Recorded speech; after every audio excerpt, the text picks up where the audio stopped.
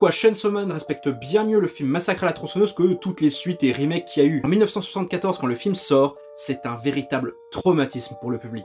Le film est, selon eux, horrible, invisionnable, c'est une boucherie sans nom, il est, dans l'imaginaire des gens, gore. Or en fait, ce dernier point, il est totalement dû à l'imaginaire du public.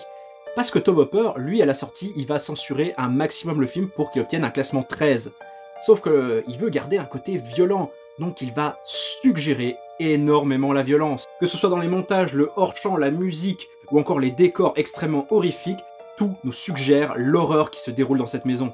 Et Tobe Hooper, il va réussir son coup parce que Massacre à la tronçonneuse va devenir culte, et en plus de ça, va faire que les tronçonneuses en question sont devenues un objet horrifique. Or les démons, ils tirent leur puissance de quoi?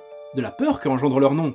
Or des films comme Massacre à la tronçonneuse, Les Dents de la Mer, La Nuit des Morts Vivants, tout ça a créé des peurs. Et pourtant, ces films ne sont pas forcément gore.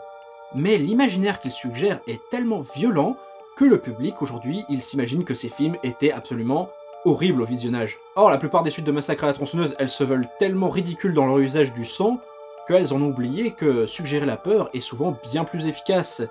Et c'est